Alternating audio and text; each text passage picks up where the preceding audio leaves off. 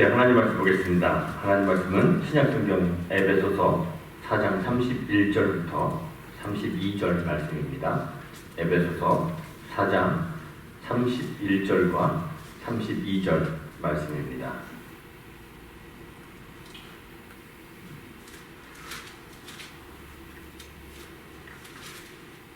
우리 짧은 구절이니까 우리 함께 한 목소리로 공독하겠습니다.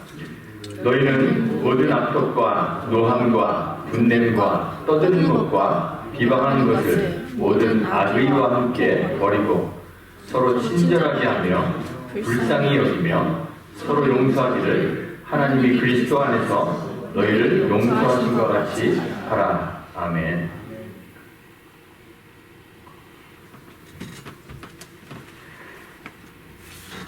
목회가 쉽지 않습니다. 참 어렵습니다. 저만 그런 것이 아니라 많은 목회자들이 어려움을 겪고 있습니다. 그래서 목회자들 만나서 이야기해보면 다들 힘들어합니다. 목회가 막노동하는 것만큼 육체적 피로도가 높아서 힘든 것은 아닙니다.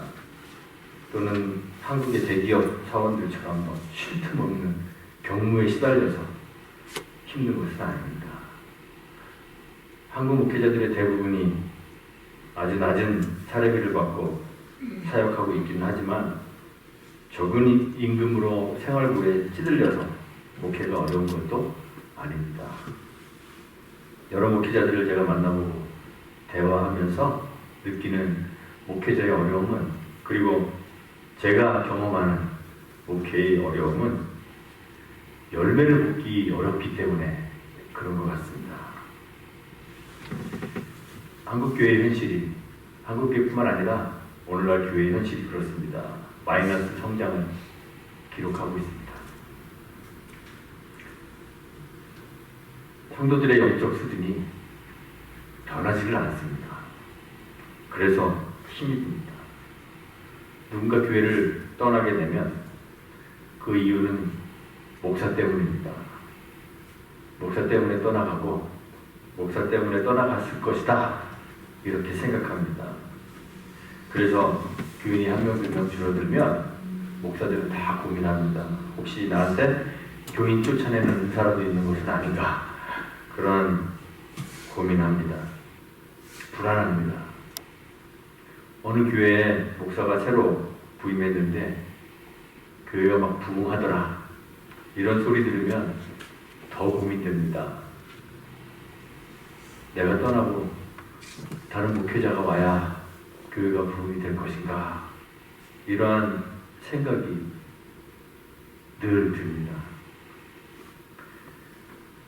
열심히 말씀 준비하고 가르치고 설교하고 하는데 변하지 않는 성도들의 영적 상태를 보면 스스로 무기력감을 느낍니다. 나의 무능함을 자책하게 됩니다. 목사로서의 직분에 때로는 회의도 느낍니다. 그런데 그러다가 성경을 보면서 약간의 위안을 받습니다. 우리 예수님은 사람 모으는 재주가 있으셨습니다. 가는 곳마다 사람들이 몰려들었습니다. 그런데 예수님은 사람을 쫓아내는 재주도 같이 갖고 계셨습니다. 예수님 다니시는 곳마다 수많은 무리들이 몰려왔고, 예수님도 그런 무리들을 몰고 다녔지만 엄청나게 많은 사람들이 예수님 찾아와서 예수님 발치에서 예수님의 말씀을 듣고 그의 가르침을 들었지만 동시에 원수도 꽤 많았습니다. 괜히 트집 잡고 흠집내고 잘못 찾아내서 응징하려고 기회 엿보는 사람이 많이 있었습니다. 또는 기껏 모아놓은 사람들이 예수님 설교 때문에 떠나가기도 했습니다. 예수님의 설교는 도대체 이해할 수가 없어, 알아먹을 수가 없어. 또는 예수님의 설교 영 마음에 안 들어. 그래서 많이 떠났습니다.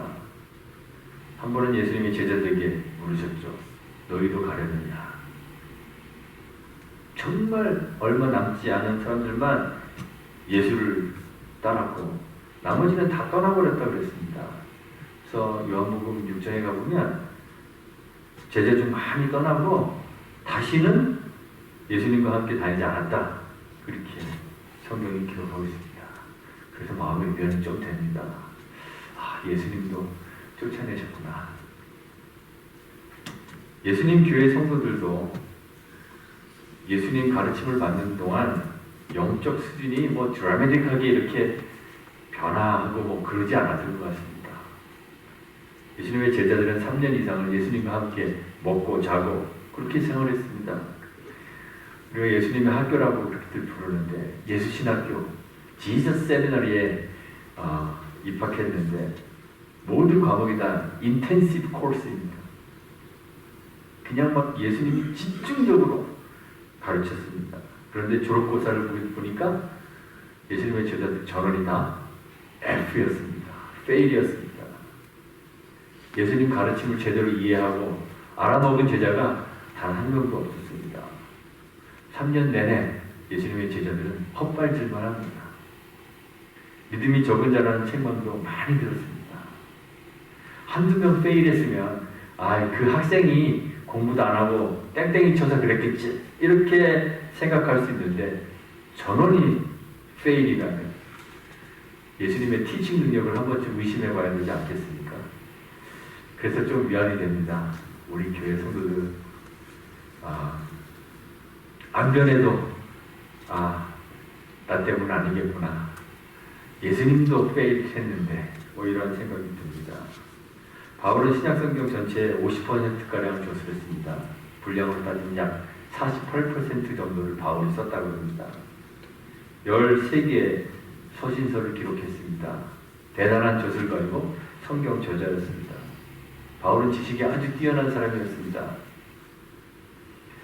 글을 아주 힘있고 무게감 있게 잘 쓰는 그런 저술가였습니다. 그런데 여러 사람들이 바울이 편지는 기가 막히게 쓰는데 말은 약하고 시원치 않다고 그렇게 평가했습니다. 고린도후서 10장 10절에 보면 저희의 말이 그 편지들은 중하고 힘이 있으나 그 몸으로 대할 때는 약하고 말이 시원치 않다 하니 이렇게 기록하고 있습니다. 그래서 바울도 인정했습니다. 그 바로 뒤에 고린도후서 11장 6절에 보면 내가 비록 말에는 부족하나 이렇게 문을 띄어서 이야기합니다. 저만 설교 못하는 거 아닙니다. 저는 미주에서 설교를 제일 잘합니다. 그런데 바울은 말이 시원치 않았다는 겁니다. 에베소 교회는 바울이 마음을 다해서 섬긴 사랑한 그런 교회입니다. 바울이 거기서 전도도 했고 또 목회도 했습니다.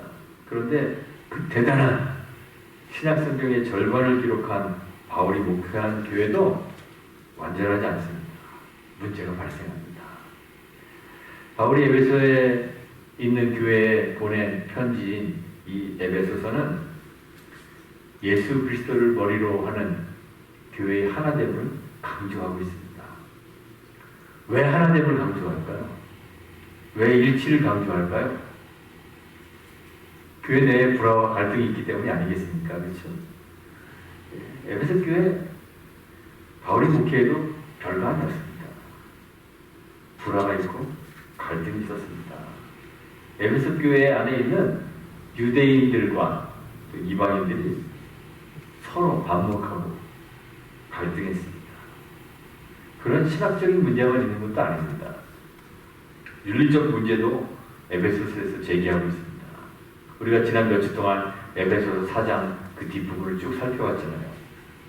썩어져가는 구습을 줍는 옛사람 벗어버리라 그랬죠. 그리고 하지 말아야 할 악한 일들에 대해서 바울이 나열하여 가르쳤습니다. 왜 바울이 그런 악한 일들을 쭉 나열했을까요? 왜 언급하고 있을까요? 뻔하죠. 에베소 교회 사람들이 그 옛사람의 습관을 그대로 가지고 있었기 때문 아니겠습니까? 그래서 조금 위안이 됩니다. 교회는 사람이 많아지는 것이 목적은 아닙니다. 만약 그것이 목적이었다면 예수님이 사람들 떠나지 않게 잘 묶어놓고 계셨겠죠. 사람을 변화시키는 것, 그것도 사람이 하는 것은 아닙니다. 목회자가 하는 것은 아닙니다. 그저 목회자는 종으로 해야 할 일을 하고 하나님의 은혜를 구하는 것 외에는 다른 방법이 없겠구나, 이런 생각을 했습니다. 하나님의 은혜가 교회를 결정하는 것입니다. 은혜가 교회의 그 본질입니다. 바울의 가르침의 중심에는 항상 그래서 하나님의 은혜가 있습니다. 로마서부터 시작되는 바울의 서신서들을 읽어보면 서신의 가장 많은 부분을 이 하나님의 은혜에 대한 가르침에 할애합니다. 로마서 같은 경우는 우리가 신학 서적이다, 조직 신학 책이다 이렇게 부르는 사람들도 있는데 그 신학의 중심에 하나님의 은혜가 있습니다. 우리가 구원을 얻게 된 결정적인 원인이 하나님의 은혜입니다. 바울은 모든 서신서에서 먼저 신학적 가르침을 주고 그 다음에 윤리적 가르침을 주고 있는데 그 신학적 가르침의 중심에 은혜가 있습니다. 은혜를 알지 못하면 종교적 의식, 뒤에 있는 종교적 의례, 그리고 윤리적 삶 이런 것들이 다 소용이 없다는 것입니다. 참된 예배는 그냥 의식에 있는 것이 아니라 하나님 은혜에 대한 적절한 반응으로 나오는 것입니다. 은혜를 얻지 못한 사람, 은혜를 깨닫지 못한 사람들은 예배도 할 수 없습니다. 교회에 수만 명의 사람들이 그 의자를 채우고 앉아있다 하더라도 거기 하나님의 은혜를 알지 못하면 예배가,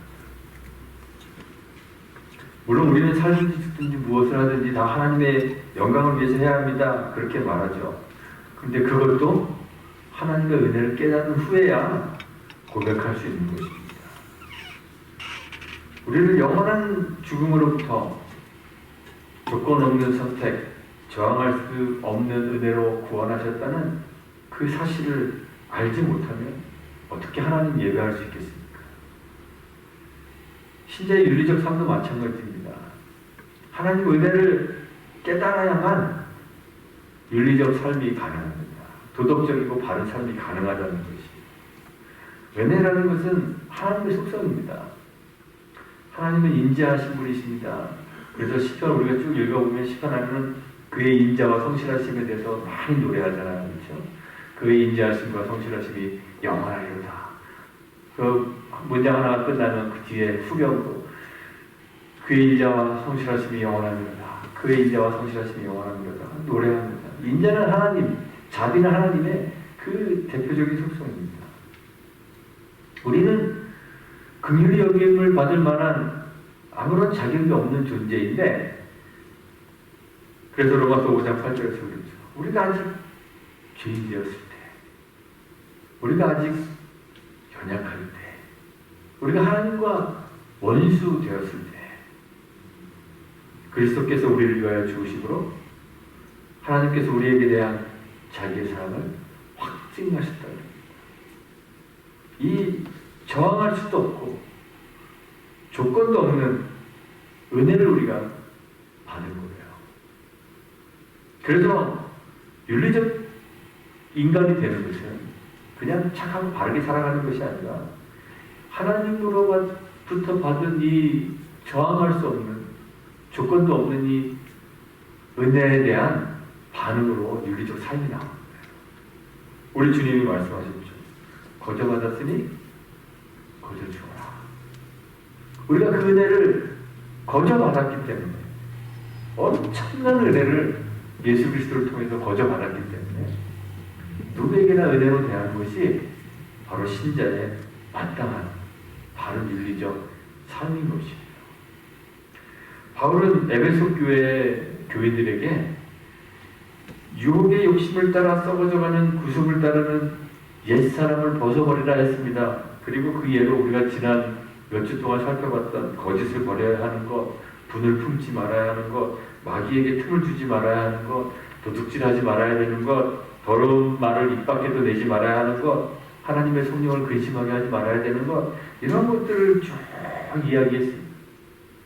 그런데 이 모든 것들을 정리하면서 오늘 본문에서 모든 악독과 노함과 분냄과 떠드는 것과 비방하는 것을 모든 악의와 함께 버리라 그랬습니다. 이 예로 들었던 개별적인 행동들 뿐만 아니라 악의, 악한 의도, 생각, 영어로는 every form of malice 이렇게 이야기했습니다. 모든 악의 그러한 악이 조금이라도 묻어 있다면 그다 버리라는 것입니다. 데살로니가전서 5장 22절에서는 악은 모든 모양이라도 버리라 그랬죠. 흉내도 내어서는 안 된다. 그렇게 이야기했어요. 그런데 이런 부정적인 것들, 하지 말아야 될 것들 뿐만 아니라 그럼 뭐 나는 거짓말도 안 하고 됐지. 나는 악한 말 잘 안 하고 뭐 말 함부로 하진 않고 나는 도둑질한 적도 없고 그러면 됐지. 이런 부정적인 것들 뿐만이 아니라 바울은 윤리의 적극적인 면을 요구해요. 그래서 오늘 말씀해 보면 서로 친절하게 하며 불쌍히 여기며 서로 용서하라고 했습니다.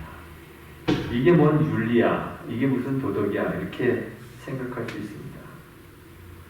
이 말씀은 은혜로 대하라는 것입니다. 은혜로 또는 하나님의 속성이 인자로 대하게 되면 모든 악의를 버릴 수 있게 된다는 것입니다. 은혜는 물물교환이나 거래가 아닙니다. 선물입니다. 거저주는 것입니다. 전혀 보답을 기대하지 않는 것입니다. 그래서 예수님께서 당신을 식사자리에 초대했던 그 바리새인에게 이야기하죠. 만약 누군가 너희 식사자리에 초대하려면 되갚아줄 능력이 없는 사람들, 죄인들, 과부, 고아, 가난한 사람들, 그런 사람들을 초대하고 섬기라고 했습니다. 왜요? 그래야 내가 베푸는 선의가 은혜가 되기 때문입니다. 은혜는 보상도 아닙니다. 은혜, 인자를 베푸는 것은 상대의 자격을 염두에 두고 베푸는 것이 아닙니다. 한 유튜버가 실험을 했습니다. 허름한 옷을 입고 식당에 가고 왔습니다. 식당에 들어가려고 하는데 식당 입구에서부터 받아주지 않습니다. 이 유튜버가 돈이 있다고 이야기하는데도 식당 안으로 들어가지 못하게 막고 거절합니다. 잠시 후 이 유튜버가 옷을 갈아입고 람보르기니를 타고 식당으로 갔습니다. 식당 앞에 도로에 람보르기니를 탁 세우고 들어가니까 들어가기 전에 메뉴 보고 싶다고 이야기하니까 메뉴 가져다 줍니다. 아주 친절하게 응대합니다. 얼마나 어떻게 상대가 누군지에 따라서 차별하고 있는 그러한 모습을 필름이한 거예요. 만만하게 보이는 상대에게는 친절하게 대하지 않아도 괜찮다고 생각합니다. 그러나 힘도 있고 지위도 좀 있는 사람에게는 친절하게 대하는 것이 일반적입니다. 조건, 자격을 보고 친절을 베푸는 것이죠. 그런데 인자를 베푸는 것은 은혜이기 때문에 자격 없는 사람에게 베푸는 자비와 사랑이 성경이 말하는 인자, 헤세드입니다. 하나님이 우리에게 주신 은혜가 그런 것입니다. 우리에게는 아무런 자격이 없었습니다. 오히려 우리는 하나님과 원수된 사람들이었고 죄인이었습니다. 그래서 자격으로 따진다면 은혜가 아니라 끔찍한 형벌만이 합당한 그런 존재가 우리였습니다. 그런데 하나님께서 우리를 구원하실 때, 우리에게 은혜를 베푸실 때 아무런 자격을 고려하지 않으셨습니다. 우리가 원수 되었을 때, 우리가 죄인 되었을 때 그리스도께서 우리를 위하여 죽으셔서 하나님께서 우리에게 대한 자기의 사랑을 확증하셨습니다. 확실한 증거로 보여주셨다는 것입니다. 인자, 멀시라는 것은 본래 자격을 따지지 않는 것입니다.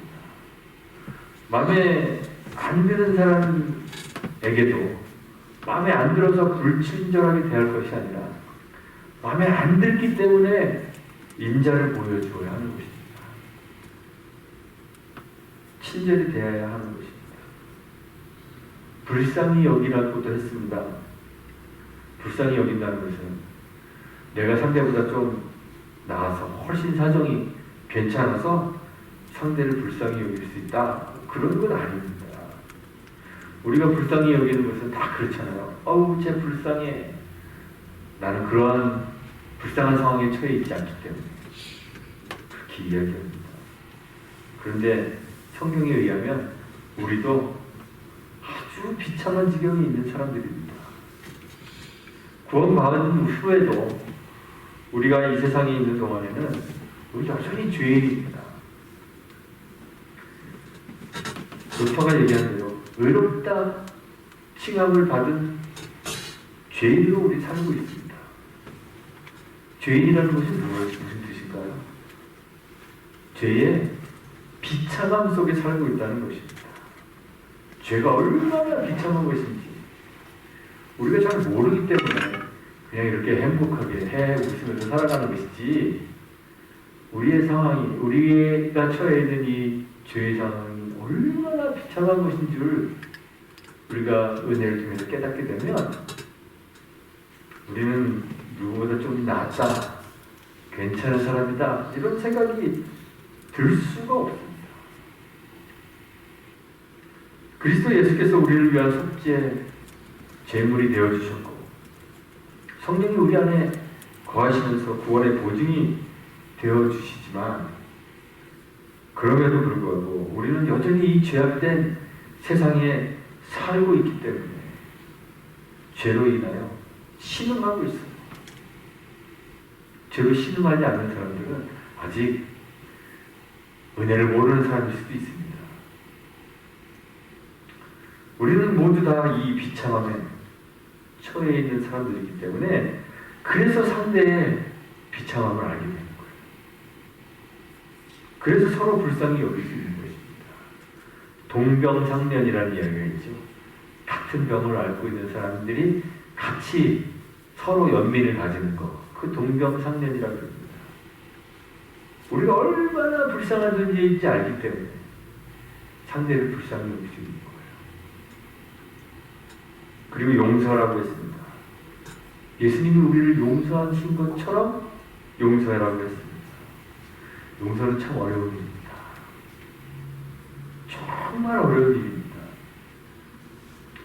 정신의학신문에서 용서를 우리에게 부당하게 해를 입힌 사람에게 분개, 부정적 판단, 무관심한 행동을 할 권리를 자진해서 포기하고 그를 향해 연민, 관대함, 심지어 사랑이라는 과분한 속성들을 마음에 품는 것이다. 이렇게 정리했습니다. 우리가 세상적 관점에서 보면 우리에게 해를 입히는 사람들, 잘못한 사람들에게 분개할 권리가 있다는 거예요. 부정적인 판단을 하고 무관심하게 무시해버릴 수 있는 그런 권리가 우리에게 있다는 거예요. 그런데 용서라는 것은 그 권리를 포기하는 것입니다. 그런데 그 권리를 포기하는 부정적인 것뿐만 아니라 거기에 더해서 적극적으로 연민, 불쌍히 여기는 거죠. 앞에 나왔던 그 동병상련의 마음, 불쌍히 여기는 거죠. 관대함, 그에게 합당하지 않은 것을 베풀어주는 관대함, 심지어 사랑이라는, 자기를 희생하며 섬기는 사랑이라는 과분한 속성들을 마음에 품는 것이다. 근데 저는 마음에 품을 뿐만 아니라 행동으로 옮기는 것이다, 이렇게 생각합니다. 용서란 그렇게 적극적인 것이기 때문에 참 어렵습니다. 그냥 무시해버리고 말지 뭐. 그러면 쉬울 수도 있어요. 그런데 그냥 무시해버리고 말 것이 아니라 적극적으로 연민을 품고 관대하게 하고 심지어는 사랑해야 하는 것이기 때문에 참 어렵고 무척이나 힘든 것입니다. 베드로가 예수님에게 물었죠. 누군가 형제가 잘못을 범하면 한 7번까지 용서하면 되겠습니까? 물었습니다. 왜 7번이라고 이야기했을까요? 베드로가 생각하기에 7번 용서하는 것이 대단한 결심과 희생을 필요로 하는 것이기 때문에 그렇습니다. 쉬운 일이라면 베드로가 그렇게 물어봤겠어요. 당시의 랍비들은 3번까지 용서하라고 그랬습니다. 왜 랍비들이 3번까지 용서하라고 그랬을까요? 3번 용서하는 것도 엄청난 희생적인 관대함이 있어야 하기 때문에 그렇습니다. 그런데 예수님이 3번이든 7번이든 그런 것들은 다 충분하지 않다고 그랬습니다. 70번씩 7번이라도 용서하라고 그랬습니다. 그럼 예수님께서 용서의 한계를 정해주신 걸까요? 490번, 77에 49 맞죠? 예, 490번 굉장히 많은 것이죠. 평생에 똑같은 일로 사람들이 나한테 490번 잘못을 저지를 일이 뭐 있겠습니까? 그런데 예수님의 이 말씀은 490번이라는 한계를 정하는 것이 아닙니다. 한없이, 끝없이, 한계 없이 용서하라는 말씀입니다. 예수님의 그 용서, 예수님이 우리에게 베풀어 주신 용서가 그런 무한한 것이기 때문에 그렇습니다. 우리의 죄가, 죄의 형벌이 얼마나 대단하길래 제가 비참한 것이라고 얘기했을까요? 죄의 형벌은 그 죄가 아무리 작고 가벼운 것이라도 영원한 죽음입니다. 영원한 죽음에 해당하는 아주 무서운 것입니다. 그런데 하나님께서 우리를 용서하셨습니다. 하나님이 그냥 무시하고 내버려두는 정도로 용서하신 것이 아니라 우리를 용서하시기 위해 하나님 스스로 엄청난 자기 희생의 결단을 하셨습니다. 하나님의 독생자이시며 빌립보서 2장에 의하면 근본 하나님의 본체이신 예수 그리스도를 세상에 보내셨습니다. 그리고 그를 십자가에 매다셨습니다. 우리 주 예수 그리스도께서는 십자가 위에서 살을 찢기시고 피를 흘리시고 우리가 받아야 할 그 무서운 형벌, 영원한 죽음을 당신이 홀로 지셨습니다. 그렇게 우리를 용서하셨습니다. 예수 그리스도의 보혈을 통해서 구원받는 우리들이지만 우리는 여전히 죄 가운데 있고 죄인이라서 늘 영원히 그리스도의 용서를 필요로 하는 사람들입니다. 그런데 하나님께서 우리의 죄를 보지 않으시고 예수의 보혈만 보기로 작정하시고 우리를 의롭다 선언해 주셨습니다. 여전히 죄악 가운데 있는 죄인인 우리들을 영원히 의로운 자로 인정하시겠다 작정하시며 그리스도와 함께 영원한 하나님 나라를 상속받게 하셨습니다. 우리는 하나님으로부터 무한한 용서를 받고 있어요. 그래서 우리도 한계없이 7번씩 7번이라도 용서해야 합니다. 상대방의 행태가 변해서 갑니다.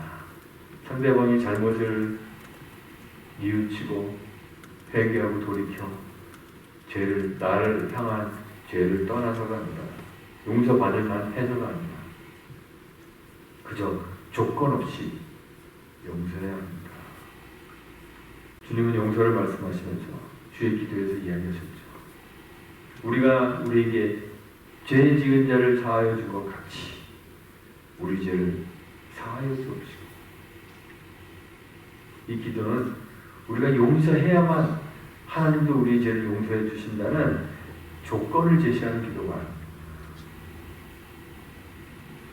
용서하지 않는 것은 용서받지 못한 자임을 스스로 증거하는 것이다. 그런 의미입니다.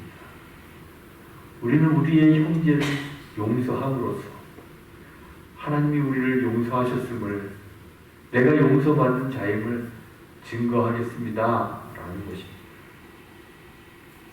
구원받은 모든 성도는 주님이 우리를 용서하신 것처럼 서로를 용서해야 하는 사람들입니다. 이렇게 적극적으로 서로를 친절하게 대하고 불쌍히 여기고 용서함으로써 우리가 앞에 나왔다. 유혹의 욕심을 따라 썩어져가는 구습을 따르는 옛사람을 벗어버리고 심령이 새롭게 된 존재임을 증거하는 것이에요. 어둠의 삶이었던 우리가 이제 빛으로 나아가 세상을 주님의 빛으로 밝히는 세상의 빛이 되었음을 증거하게 되는 것입니다. 구원받은 모든 성도들은 은혜를 입은 사람들입니다. 구원 받으셨습니까? 예, 대답 드려보시네. 아닌 것 같습니다. 그래서 제가 힘듭니다. 편하지 않아서. 구원 받으셨습니까? 예. 그렇다면 은혜를 입은 사람들입니다. 값없이 거저주시는 은혜를 입으셨습니다. 그러면 우리도 마땅히 거저주어야 하는 것이 옳지 않겠습니까? 이제는 은혜를 받았으니 우리가 은혜 받은 사람이라는 것을 증거해야 되지 않겠습니까? 거저주는 것은 자기를 희생하는 것입니다. 이유 없이 거저주는 건 어려운 일이잖아요. 그렇죠? 예. 저한테도 좀 이유 없이 거저하면 좋으세요. 쉽지 않은 일입니다. 누구에게 뭔가를 이유 없이 준다는 건 참 어려운 일입니다. 하지만 그렇게 함으로써 자기를 희생함으로써 서로를 친절하게 대함으로써 서로를 긍휼히 여김으로써 서로를 용서함으로써 우리가 은혜 입은 사람인 것을 증거하는 것입니다. 다시 말하면 구원받은 사람인 것을 증거하는 것입니다. 그렇게 하지 않고서는 용서받은 자임을 확인할 수 있는 다른 방법이 없기 때문에 그렇게 하는 것입니다. 친절하게 대하는 것입니다. 교회 열심히 나오고 막 봉사 많이 하고 헌금 엄청 많이 하고 그런 사람이 구원받은 사람 아닙니다. 내가 구원받은 사람이라고 이야기하려면 뭐 일주일에 교회 몇 번 나옵니다. 헌금을 얼마나 합니다. 그런 것 아니라 내가 교회에서 무슨 훈련 받았습니다. 제자 훈련도 받고 전도 폭발 훈련도 받고 뭐 무슨 훈련도 받고 다 받았습니다. 그런 걸로 우리가 구원받은 사람인지 은혜 입은 사람인지를 확인할 수 있는 방법은 없습니다. 유일한 방법은 친절히 대하고 긍휼히 여기고 서로를 용서함으로써 은혜를 베푸는 것입니다. 그렇게 해서 우리는 세상과 구별되는 빛으로 살 수 있는 것입니다. 모든 악독과 노함과 분냄과 떠드는 것과 비방하는 것을 모든 악의와 함께 버리고 우리가 서로 친절하게 하며 서로를 불쌍히 여기고 긍휼히 여기고 서로 용서하기를 하나님이 그리스도 안에서 우리를 용서함 같이 하는 저 여러분 우리 온유한 교회가 되기를 간절히 소망합니다. 그렇게 해서 세상에 우리가 은혜 입은 자임을 보여주고 그래서 세상을 밝히고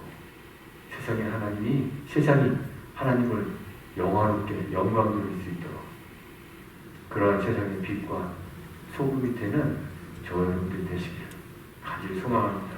함께 기도하겠습니다. 하나님 감사합니다. 용서받을 자격 없는 우리에게 긍휼을 베푸셔서 우리를 용서하시고 거룩한 백성 삼아주시고 하나님 나라를 상속하는 거룩한 자녀로 삼아주시니 감사합니다. 그 모든 것들 거저받았으므로 우리도 거저주게 하옵소서. 주께서 우리를 긍휼히 여겼사오니 우리도 서로를 긍휼한 마음으로 돌보게 하옵소서. 주께서 자신을 희생하여 우리를 용서하셨으니 우리도 우리 자신을 희생하여 서로를 용서하게 하옵소서. 서로 친절하게 하며 긍휼히 여기고 서로 용서함으로 우리도 용서받은 자임을 확인하고 세상과 구별된 모습으로 세상을 밝히는 빛으로 살 수 있도록 도와주옵소서. 예수님의 이름으로 기도합니다. 아멘.